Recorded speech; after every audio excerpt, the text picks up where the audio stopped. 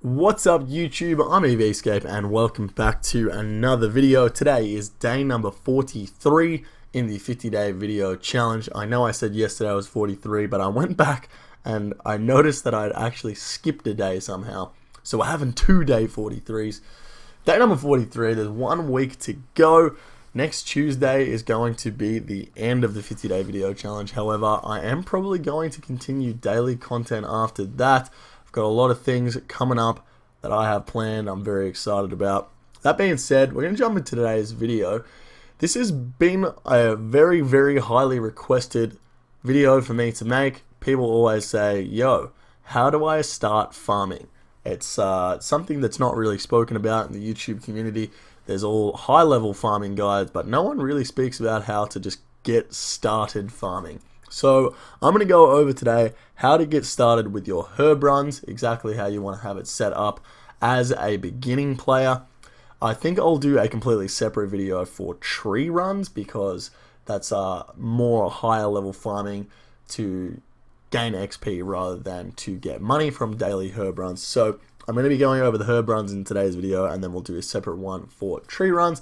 But that being said, let's jump into the clips. Alright guys, so today we're going to be going over how to get started with your farm runs. I know this is something that a lot of people struggle with, including myself, getting back into the game.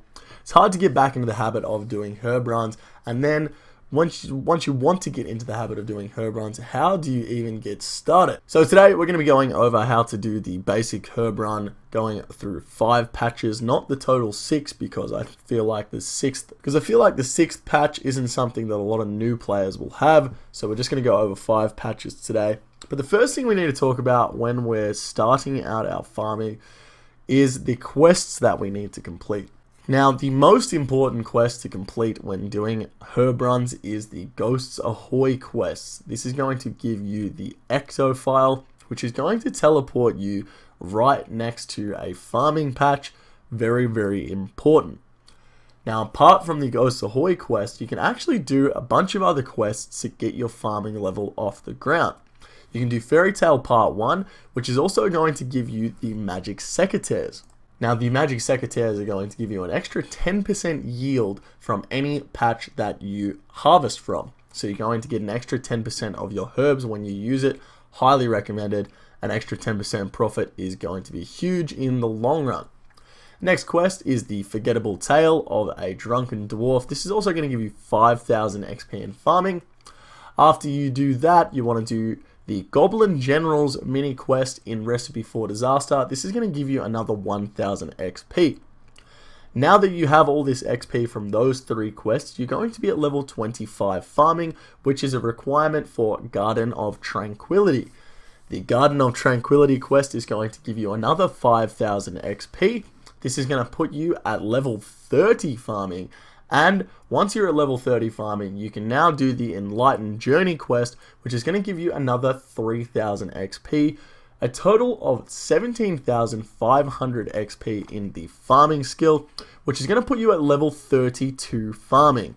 Now mine's a little bit higher because I've done a little bit of farming in the past, but it's going to put you at level 32 farming, which is very important because at level 32 farming is when you can start planting Ranarrs, which are highly profitable herbs. So while these quests aren't absolutely 100% necessary, they are highly recommended because they are going to get you to level 32 farming within a couple of hours rather than a couple of days. Now, there are 6 herb patches around Gielinor. Today we're going to be going over 5 of them. As the 6th one, you have to complete a quest with relatively high requirements.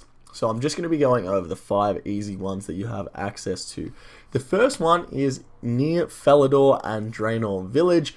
We're going to be using a glory to teleport to Draenor so that we can get up to this. But if you have completed the medium diary for the Lumbridge and Draenor area, you will have the Explorer's Ring 2, which will allow you a teleport to the Cabbage Patch.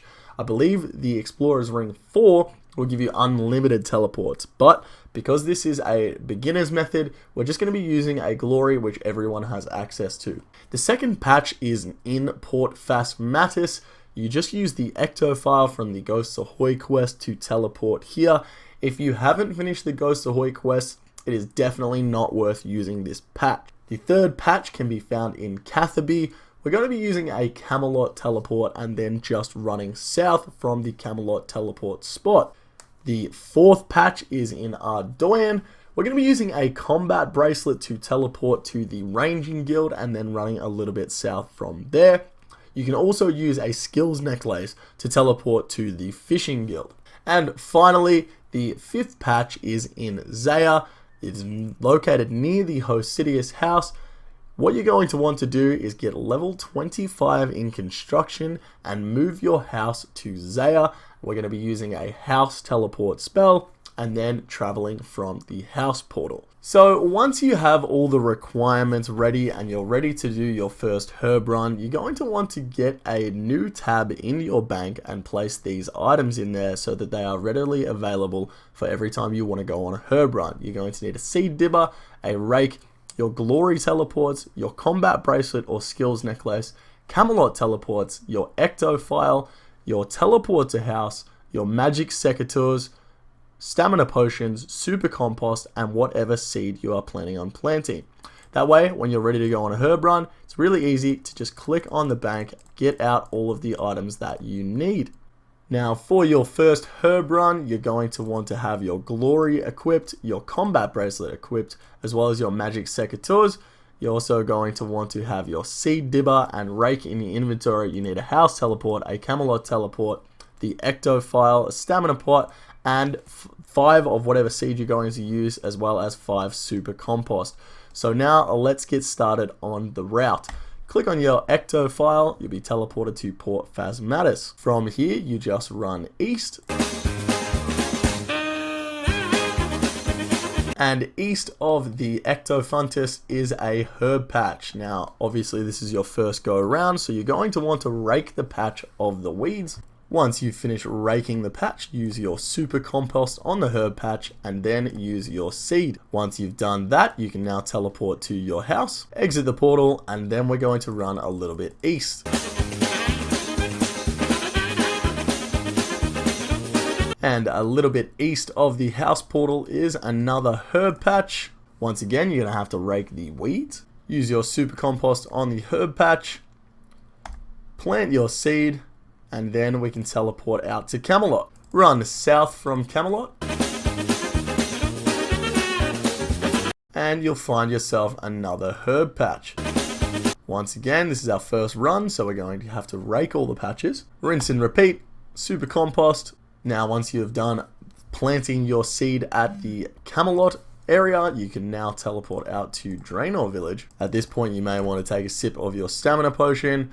Now, the stamina potion is not 100% necessary, but I'm going to use it because I don't like walking places. Gonna run west from Draenor Village, and then we're gonna go north through the cabbage patch, and we will find ourselves another herb patch. Once again, super compost and your seed. And now we're ready to go to the last patch in Ardi. Use your combat bracelet to teleport you to the ranging guild. We're going to go a little bit south from the ranging guild. Once again, you can also teleport to the fishing guild, which is just here, and then run east. Either one works just fine. And just south from the ranging guild, we will find ourselves another herb patch. We can rake, and once again, super compost and your seed. Now that is the 5 herb patches done. You can go back about your day while we wait for these to go ahead and grow. Now the herbs will take 80 minutes to grow each, so you can go ahead and do whatever the hell you were doing beforehand, and in 80 minutes time you can run back and do a second herb run. So in 80 minutes time we're going to go ahead and do another herb run. Let's do it. Alright guys, it has been 80 minutes now. Time flies. What you're going to want to do on your second run is actually bring along a spade as well. This is just in case there are any dead herbs. So go ahead and get out everything that you used for your first round, and let's get to it. So we're going to go to the Falador patch first. Alright, as you can see, unfortunately the patch has died this time, so we just clear that one out. Once it finally clears, use your super compost, and then plant your seed again. Now let's go to the Zaya patch, and the one at the Zaya patch has grown, so you just go ahead and pick the herbs. Your character will automatically pick the full inventory, and go ahead and use your super compost and use your seed. Now, if your inventory is getting pretty full, you can go ahead and use your herbs on the tool leprechaun that is located next to every herb patch, and it'll actually note the herbs for you. So let's continue on to the Catherby patch, and unfortunately this one is dead as well, so once again just clear, super compost, seed. Now we're going to go to the ranging guild. We can pick the herbs from the Ardoyan patch, super compost, seed, use your weed on the tool leprechaun. And then finally we go to Port Phasmattus. Now another thing to mention is always make sure your ectofile fills up before you start leaving, otherwise you're going to have to run back here. And we'll pick the herbs from this patch as well. And once again, super compost and seed. Now we'll go find that tool leprechaun. And that is your farm run done for herbs. Now 5 Raynar seeds are worth around 160k I believe. And 2 died, and we managed to get 143 from this. Now, you're not always going to have 2 patches die. Sometimes you will have 2 patches die. But most of the time, you're going to be able to get more Raynars out of it than the seeds cost. So you will end up profiting in the long run. And on top of that, the higher up your farming level gets, the less likely the patch is to disease. So there you have it, guys. Pretty much everything you need to know about how to get started when doing herb runs. I hope you guys enjoyed this video. If it helped you out at all, make sure to give it a thumbs up. And if you haven't already, make sure you click that subscribe button. It really helps out the channel. Love seeing the subscriber count grow. So if you guys are enjoying the content so far, make sure you click that subscribe button. Thank you guys so much for watching today's video. I'll catch you in the next one tomorrow. Take it easy.